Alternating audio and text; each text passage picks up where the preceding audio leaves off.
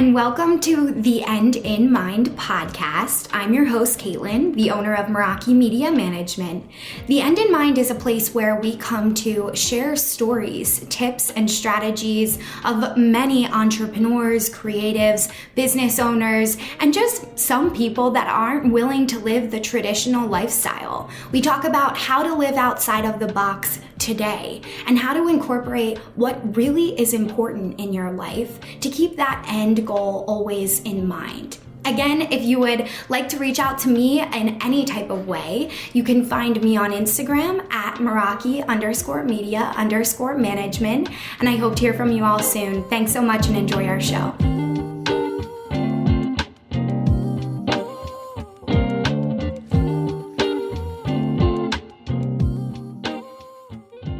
Welcome back, everybody, to the End in Mind podcast. I'm your host, Caitlin, and I'm really excited about today's episode. I have a wonderful guest with me here. Her name is Katie Holland. Katie Holland is the sacred dance therapist, dance artist, energy worker, and she's also the creator of the Awakened Belly Dance. I'm so excited for this interview, you guys. This is going to be so fun.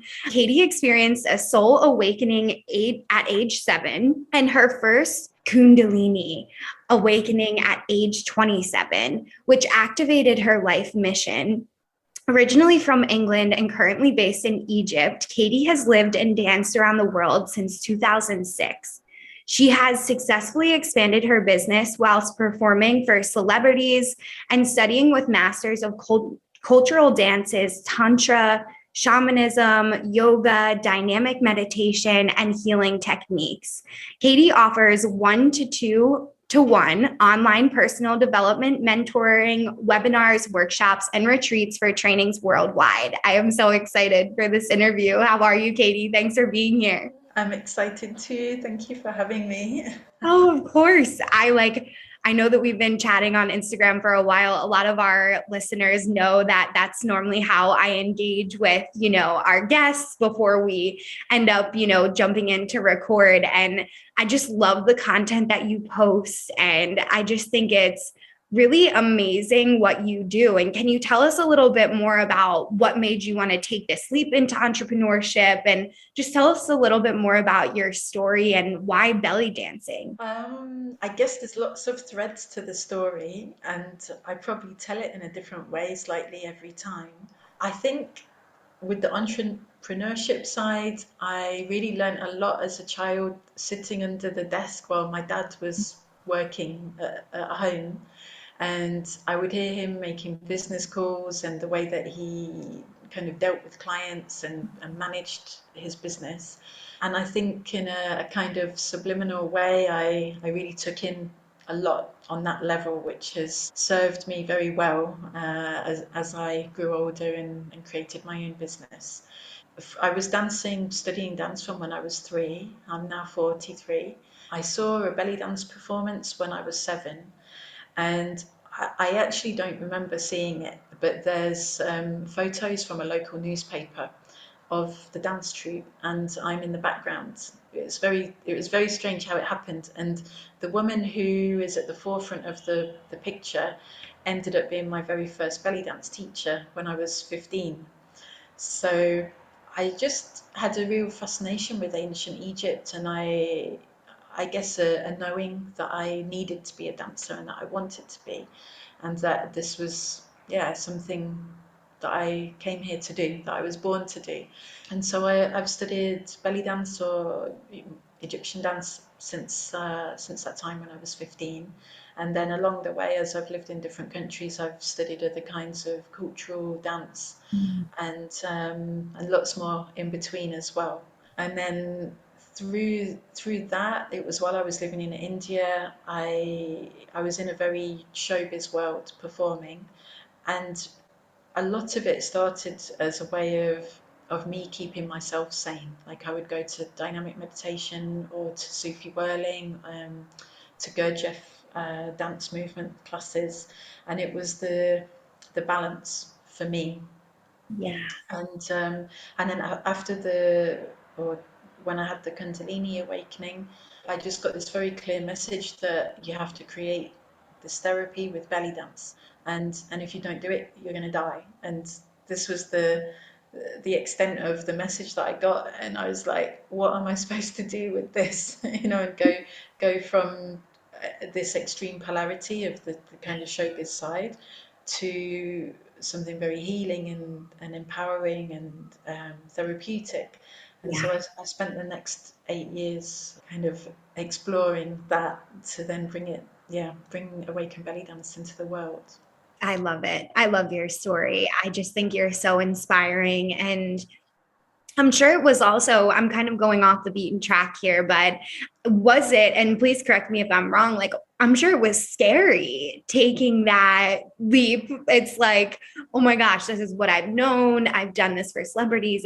You worked in Bollywood, like huge, contracts, I'm sure. And then it's like, okay, now I'm going out on my own and I'm trying to create like almost something out of thin air. I'm sure at the time, even though you had this such strong intuitive knowing that it would work, which I really value as well. I've leaned more into that side of myself within my business, and it's actually helped the business grow much faster and quicker than like when I was leaning more into that masculine side or kind of tuned out way of life. I don't even know if masculine is the correct word for that, but can you tell me more about what that transition was like and how you've been able to evolve? Because I just love the mission behind what you do, and tell us like more about what that work is versus what the celebrity and like Bollywood type of lifestyle would have been like. Yeah, it was really difficult, and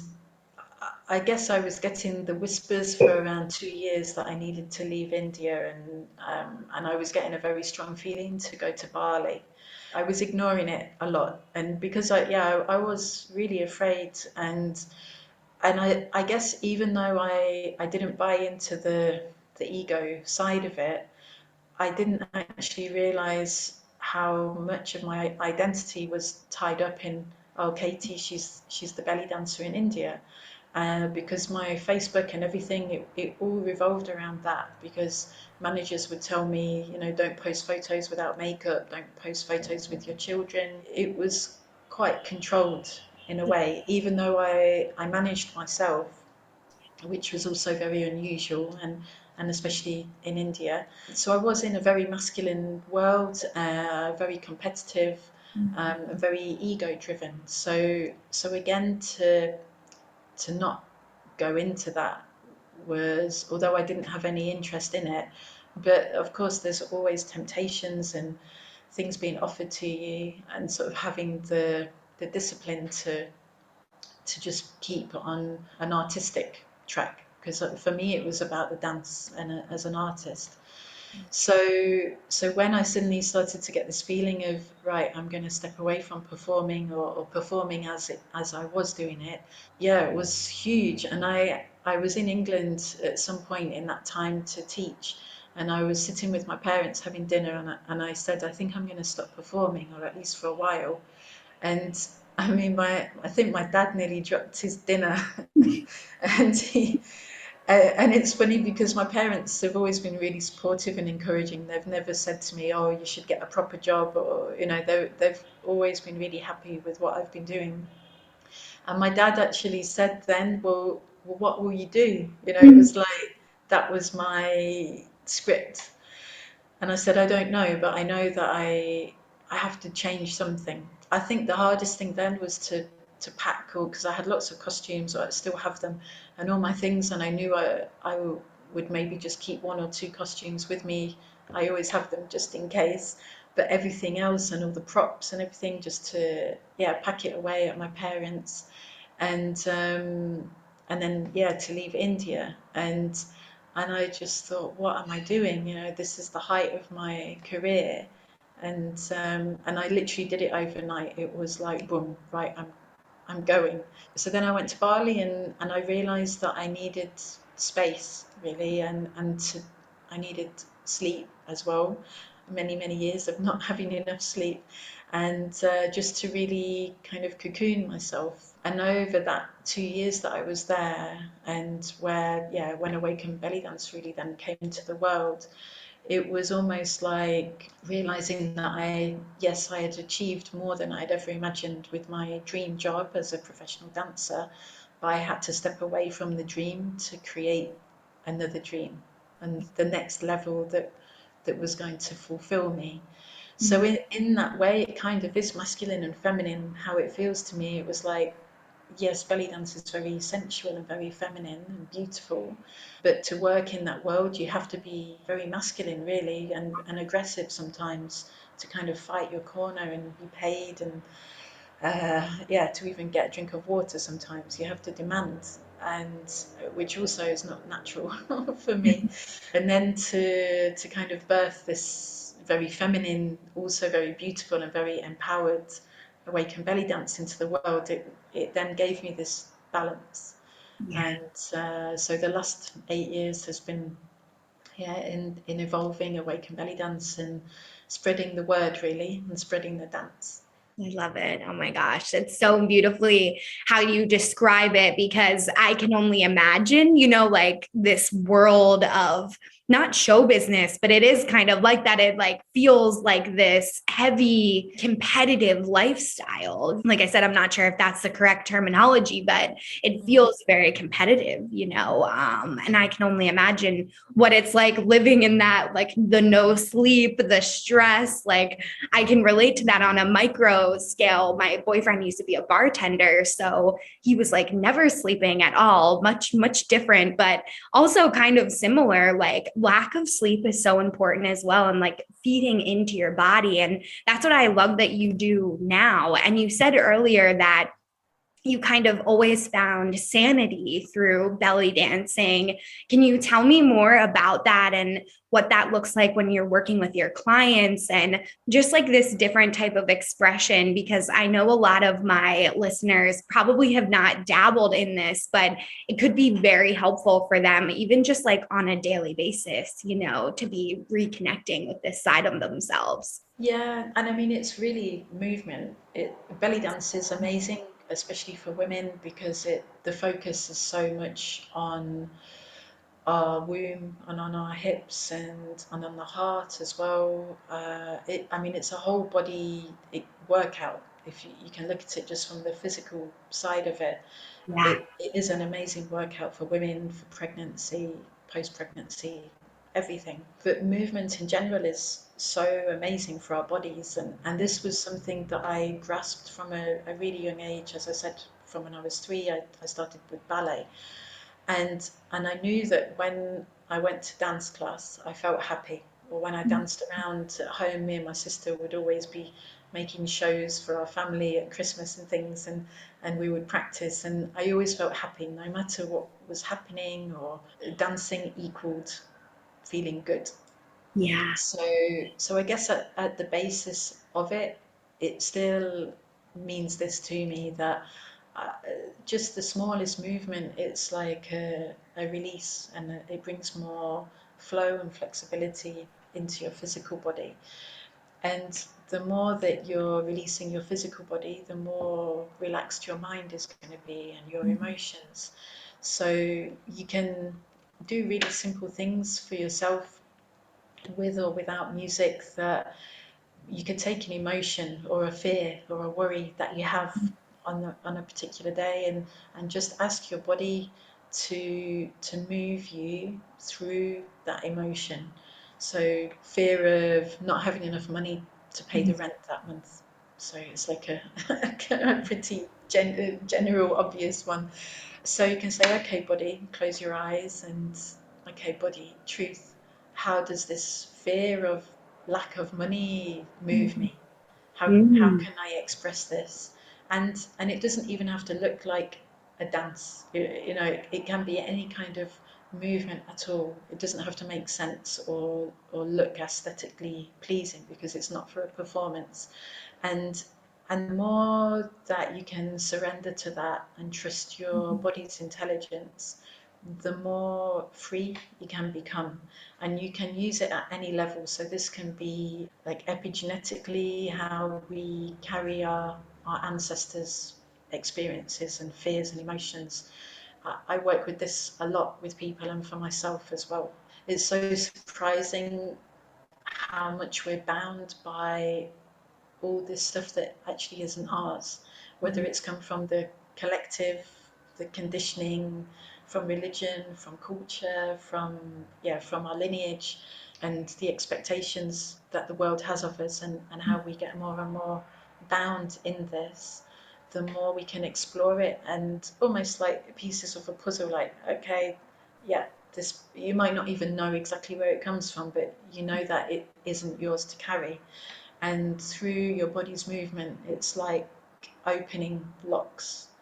And and instead of thinking as your body being locked, think of it as you are locking your body, and your body's actually got the answers and the keys. So it what we're doing with Awaken Belly Dance, we're finding where we've locked ourselves down, or we've allowed ourselves to be locked down, um, and how to free ourselves from ourselves. Oh Yeah. my gosh, I love that we're talking about this. And I wanted to ask you about this weekend. I was re listening to a podcast episode with Joe Dispenza, actually, and he was talking about how the body is like the subconscious mind. And that thought, like right before we were coming on here to chat, I was like, this is so weird how aligned this is.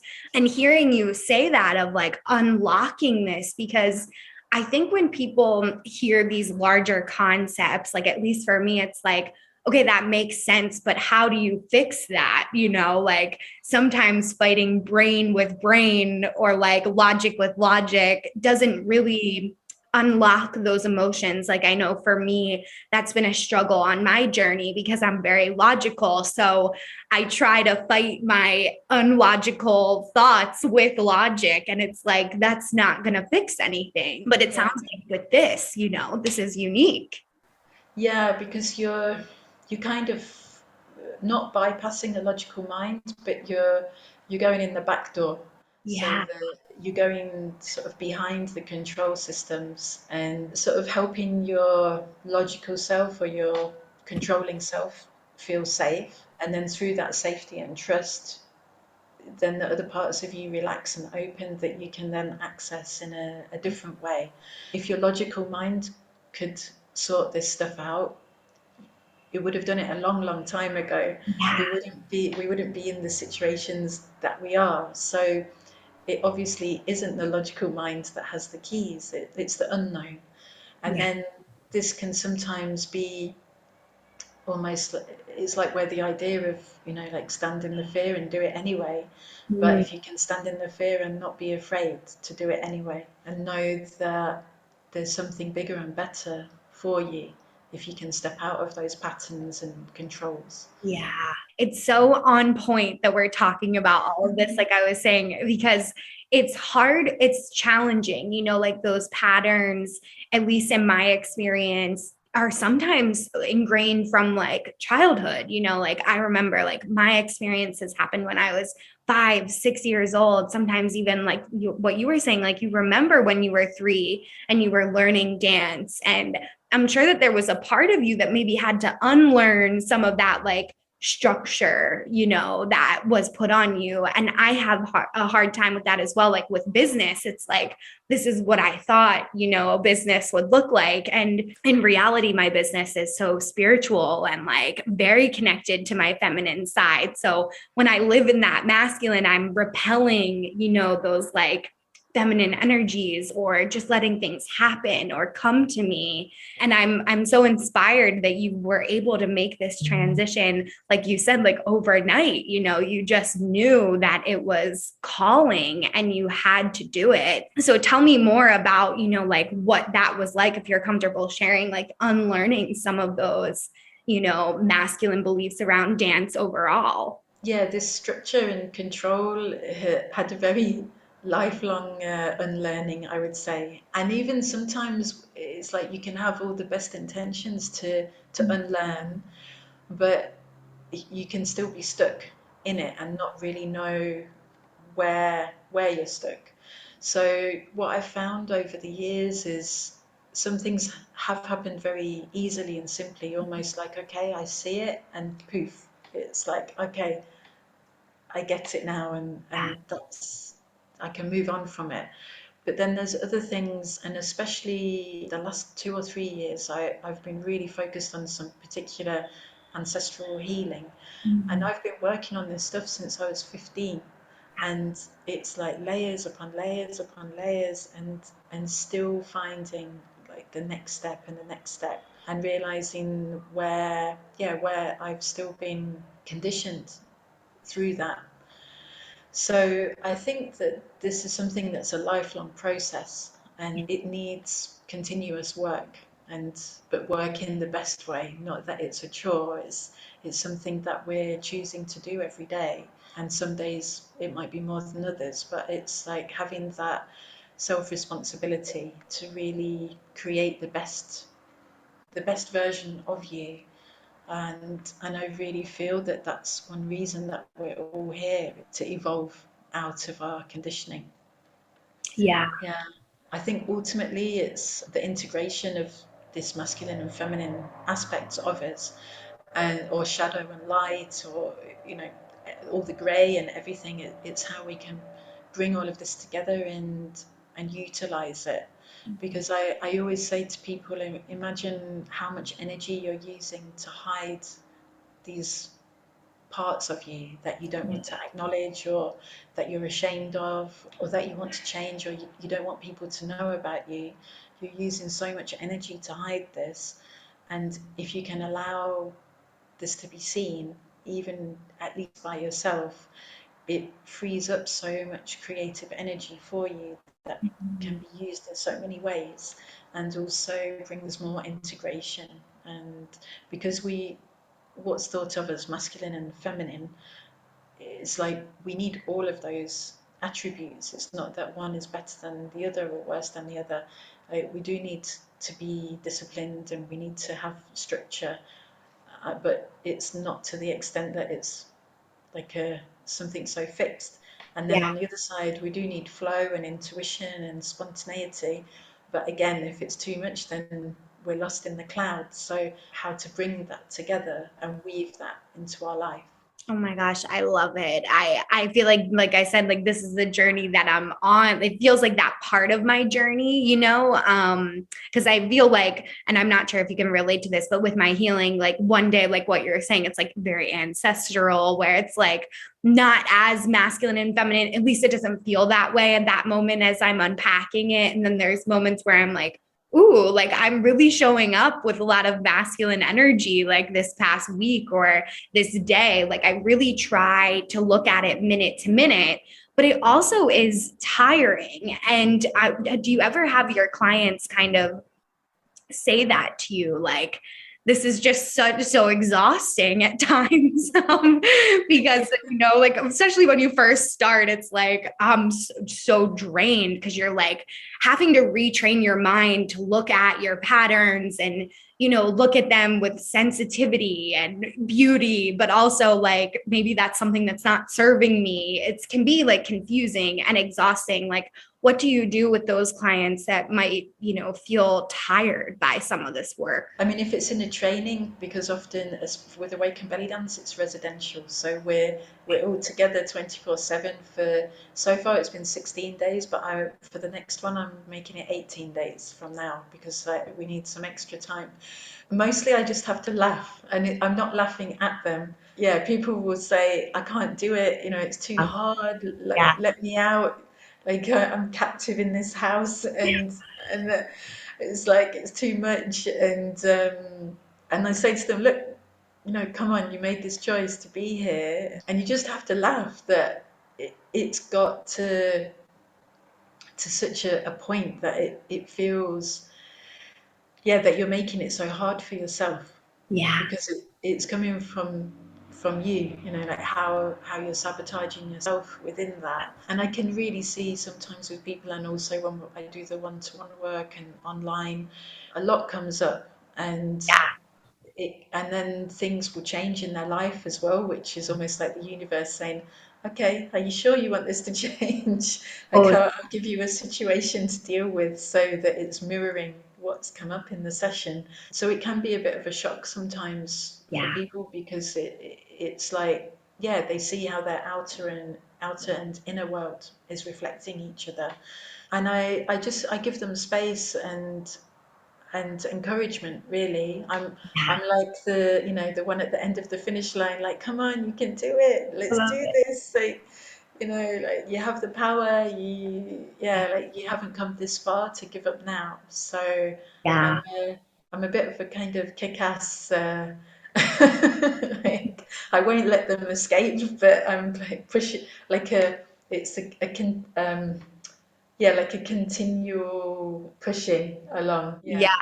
Because it is like hard, and I think like another thing that I recently had come up this past few weeks, which it's like interesting when you start to heal because it does get easier every day, like, and then it just is kind of becomes habit or natural. Like, even if you do have intrusive thoughts or you're starting to have these revelations around healing as you go deeper and deeper, like how you were saying, the layers, it's not as scary because you've overcome so many other past beliefs before. It's like habitual at that point. But yeah, like when you're early on, it's also a lot of emotion that came up for me. It was like emotions that I had never even let myself feel or think. And I know a lot of people have this belief where it's like, okay, if I'm sad, I can't be happy, but in reality, feel both of those emotions at once, and that can be confusing for a lot of us. And I'm sure when they're going through this healing, they're having that same revelation. It's like, well, I want to move forward, but I'm also freaked out. Like, why am I just feeling this now in this house with like all of these people? It's like no place to run to. But I can imagine that that's actually easier in that moment to really just face it head on, like, especially when you have someone supporting you 24/7, because it's in those early stages. Like, I know for myself, I fell back into a lot of patterns and started doing, things that I used to do. And it might even just be old thought patterns. And even now, I may struggle with them still, but it's much more spaced out in time, like I have the space in between. So tell me more, about like the thought patterns. Like, are you able to help them kind of unlearn that thought? Because I know that a lot of that obviously stems from ancestral beliefs as well. It's like passed down behaviors. Yeah, in a similar way, really, of thinking that our body is this entanglement of Mhm. thoughts, belief programs, physical ailments, and it's like spaghetti that we're detangling. And this could be in any kind of form, because even if it's thoughts, if you're thinking something enough, you're creating an energy, like a thought form. So it's finding those places where it's maybe attached or stuck in the body, and again looking at it, and why do I keep going back to that way of thinking, and why am I sabotaging myself? And a lot comes back to yeah, like disempowerment and not feeling worthy, being afraid to be here and be in a body. Like, for people that are very empathic, the world is so overpowering, and they're so, or we are so sensitive to feeling everything and from everyone, Yeah. that it's much easier and feels safer to really not be in our body, and to be kind of out there somewhere daydreaming and on the astral plane. But this doesn't help very much for living in a 3D reality where we're dealing with sort of more material things. So I have a lot of people that yeah, that have this fear of really being in their body and owning their body. And so learning how to be more embodied, grounded, connected with the earth, connected with themselves. And this can be so transformative for people, to actually really feel like they're here and present for the first time, maybe in their whole life. And of course, a lot of this, like the dissociation, can come from like abuse and trauma, PTSD, and so it's helping people to feel safe. That it's safe to be in their body and safe to be seen. Again, for me, this transformation of Katie, glamorous belly dancer, posting these kind of photos and things, to then being out in the jungle, like running these courses and things, and very back to nature. It was a really big transformation for people to see and to get their heads around. So it took me a couple of years probably to transform my connections on social media as well, Yeah. and to make it resonate with it. Yeah, to be more connected with the people that fitted this, and that I felt more, yeah, more a resonation with. And then it was this thing of being seen, that, Mhm. oh, so okay, you're a belly dancer, but healing with belly dance, like what on earth is that? And how how can you have created this? And this was really one of my biggest self-sabotages. It was like, who do you think you are? Mm. Like, who are you to do this? And I had to change this to, who am I not to do this? And this became my, and still is my mantra. It was like, who am I not to do this? Like, I have to present this to the world, and I have to really be fully seen in it, and own it, and believe and trust that it works, and trust my body that this information is coming through. Yeah.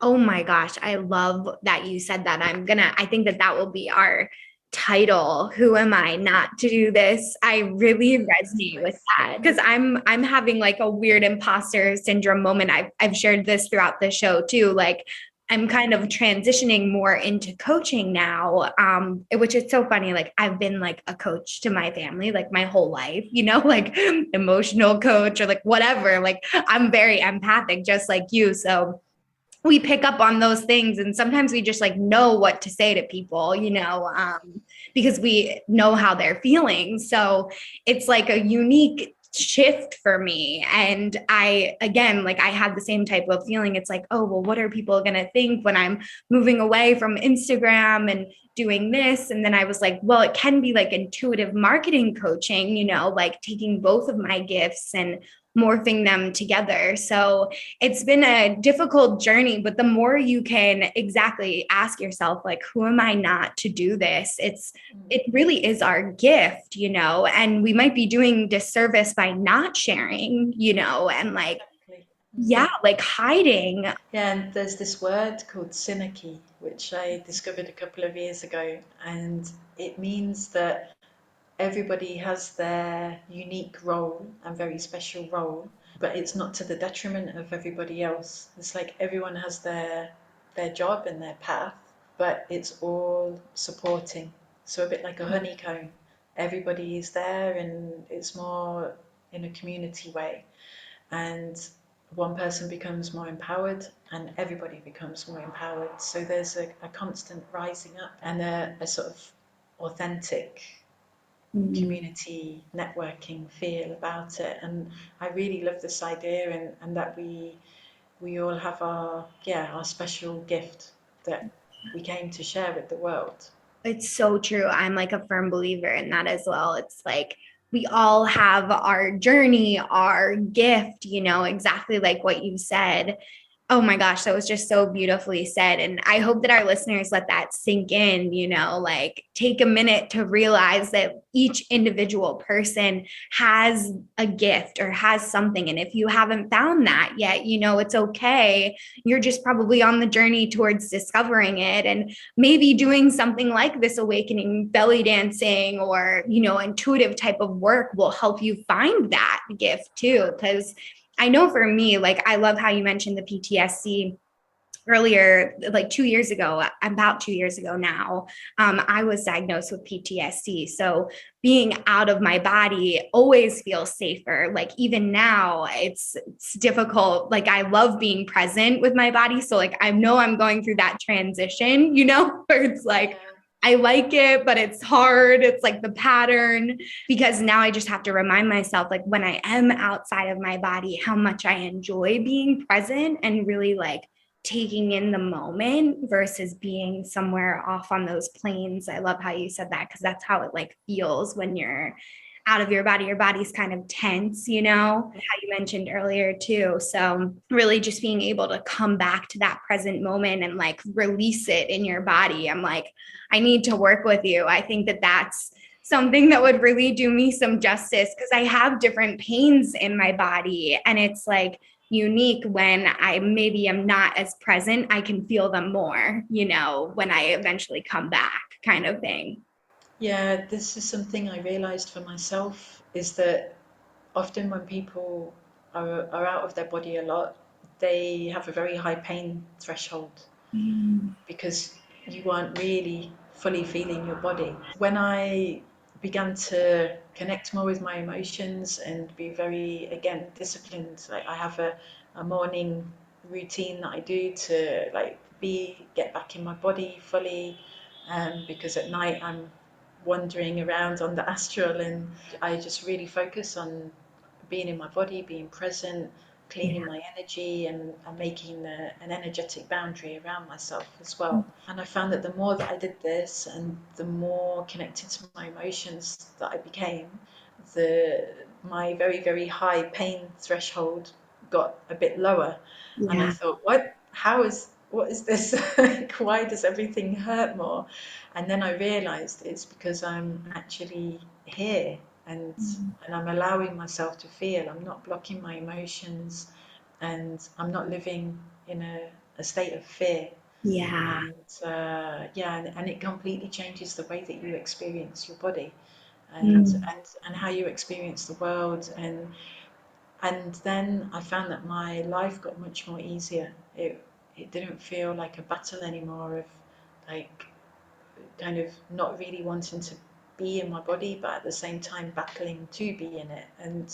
And then by not being in my body, of course, there's nothing, that sort of personal power isn't there to give you the momentum in Yeah. this material world.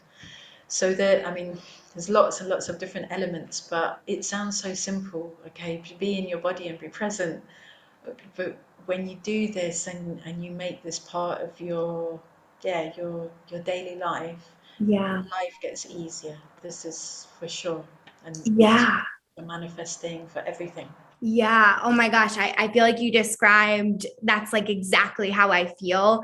And I remember like when I was first going through therapy, I was in conventional therapy. So I was describing this to my therapist, and I don't think she could really like piece it together. You know, it's like a little bit too out there, but that's exactly how it feels. It was like I was feeling pain for the first time in my life. And even now, like this weekend, I was working on the garage, and I probably like hit a limit, but I would force past that limit, you know, rather than letting my body rest and like picking up on the work later. It's like I have to learn the balance still of like what my body can take, you know. And it's so interesting because when I was feeling like back pain yesterday from like painting for 3 hours or whatever, it's like normally I would have never felt the pain, you know, but it doesn't mean that my body wasn't in pain. I just wasn't present enough to feel it before, you know. It's like so unique. And I love that you had described it like that. And I also love that you said being out there during the night. Like that's something that I do now as well. I'll do my breath work and meditations in the morning, like before I even get out of bed. And it really helps me reconnect, you know, and kind of like set myself up for the day. Because if not, I'm totally like, I'm still deep dreaming, you know, like while I'm Yeah. awake. Yeah. And then it's like, okay, so am I dreaming awake? Am I sleeping in the dream? What's the our perceived reality, and what's our dreaming reality? And we're we're experiencing all of it. So Mhm. then where's the separation, and is there a separation? Yeah. So yeah, this is something that really interests me as well. It's this kind of conscious trance, Yeah. awakened sleep. It's so interesting that you say that as well. Like, I think once you start on this journey, it's easier to pick up when other people are in that state as well. Like, people go in and out of this state, I believe, like most people on a daily basis or even minute to minute, like when they're processing something, they could be out there in that state, but like unaware of it, it's like very unique. So now when I'm sitting with people, I just try to be like curious about whatever we're talking about, or like the state that they're in, the state that I'm in, and just gaining more awareness around the situation also will help me, like, I guess, reconnect to that present moment. It becomes like kind of like a curiosity game instead of this like chore, how you mentioned earlier. It's like, oh, I have to like get back into my body again. It's like, no, just be aware of where everybody else is, and like that brings me back to the present moment too. Probably because we're empaths, like that might also be why that helps me reconnect, in that setting. But I was curious if you ever, I'm sure because you work with people in this state, you're probably very aware, when they tend to not be present. Yeah, I'm like a little fisherwoman catching them with my net. And of course, because the whole thing with this mirroring that happens. Yeah. So, because I've been through this and it's been a challenge for me, um, to be in my body. Of course, I attract people that need the same support because I've been through it, and I've learned how to do that. And as well as all the other things in my life that I've been through, it's like you see these mirrors of yourself, maybe at different ages, at different stages. So then it's even easier because you recognize, and and people sometimes say to me, how did you know? I didn't do anything. I didn't even look at you or speak. And I say, no, believe me, I can feel it. It's like I can see from your body language, from everything. Yeah. And of course, because I have a lot of experience as well now, so you see the patterns in within people that show up again and again, and how this pattern leads to this, that leads to this. And so you kind of build up a toolkit of how to recognize, how to support somebody with that.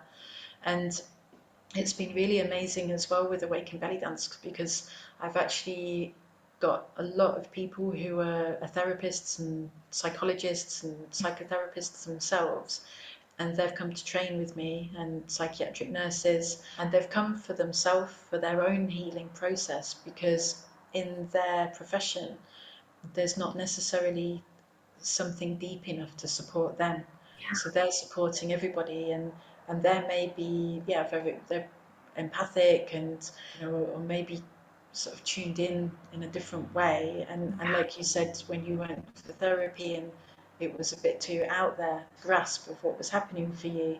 So lots and lots of people have come because of this, and because they need to unwind from their professional work supporting other people, Yeah.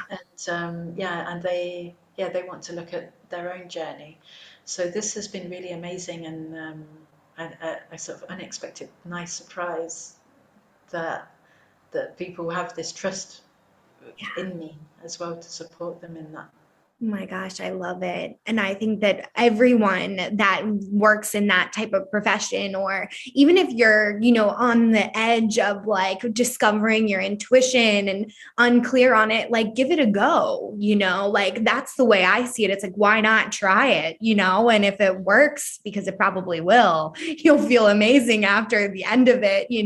I think so many people are like blocked off, especially I find like in the, obviously, like westernized type of society, they just don't have that same need or calling. But opening up my world through online entrepreneurship has like totally changed my life, like I talk to my people like in my everyday, and it's very high concepts. Like what we're talking about is obviously not something most people discuss in their daily life. So it's challenging sometimes when you don't have that community. And I think that you're offering such a beautiful community and holding that space, as you said several times throughout the episode, and allowing them to just be, you know, like so much of society is the next thing, the next conversation, the next question, you know, instead of just sitting with it and dealing, working with our stuff, you know, and not suppressing it, how you mentioned too. Yeah, I think it's really important to, yeah, to be ourselves and to be true Yeah. to ourselves, because otherwise we're constantly hiding behind masks. And I put this mask on when I go to there, I put this mask on for this person and this situation. And why can't we just be true and authentic, and yeah, and not take shit?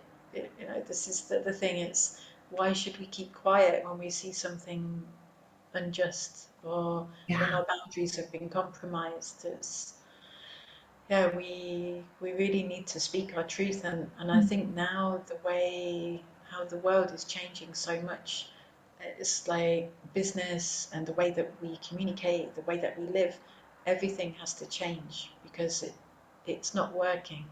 Yeah. It's really not working in the way that we have been living for a very, very long time. And I think now we have an opportunity to make these changes and be really conscious about how we want to go forward from here.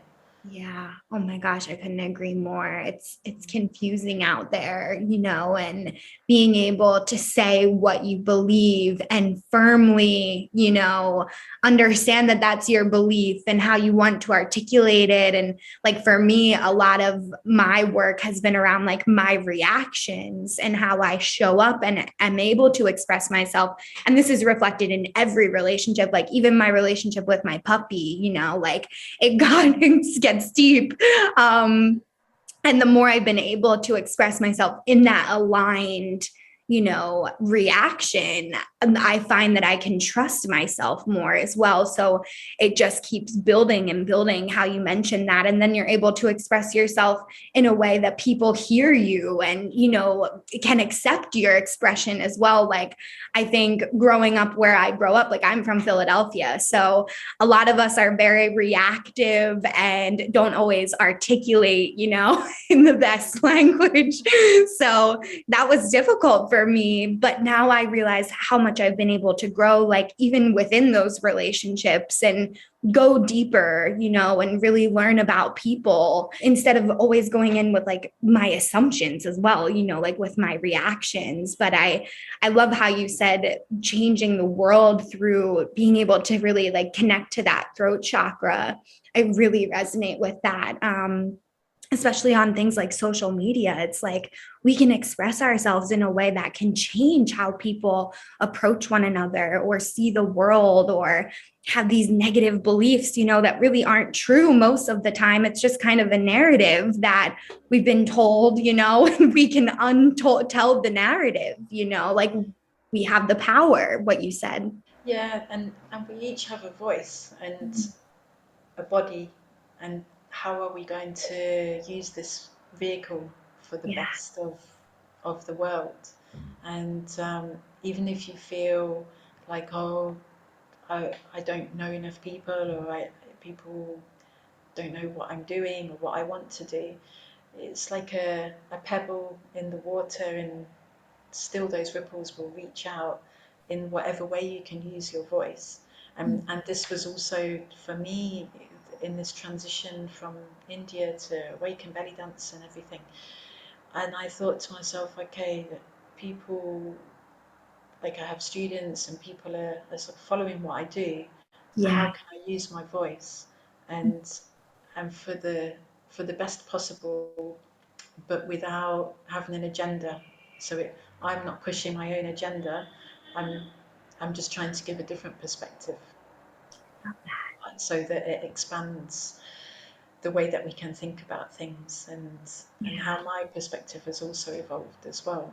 And I think everybody can do this, and even if it has an effect on one person, it's still one person, I love or even on your puppy.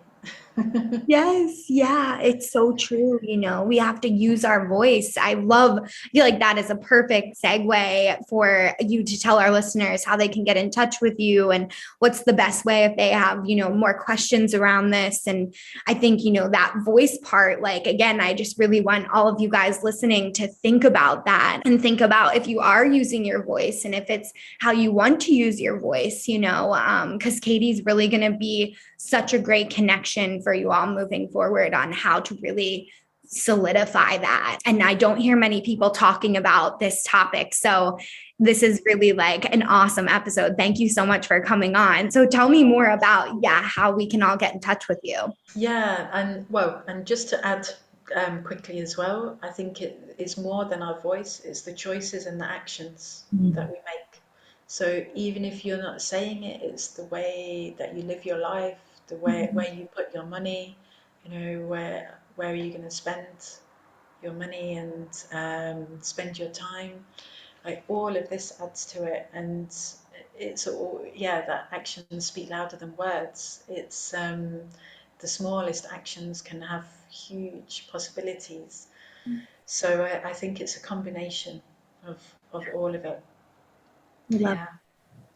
But yeah, thank you so much for having me. I've really loved talking to you as well. So yeah, to contact me, I have a website. It's awakenedbellydance.com, and you can subscribe to my mailing list. And when you subscribe, you get a free PDF download, and it's called Staying Centered in the Marketplace.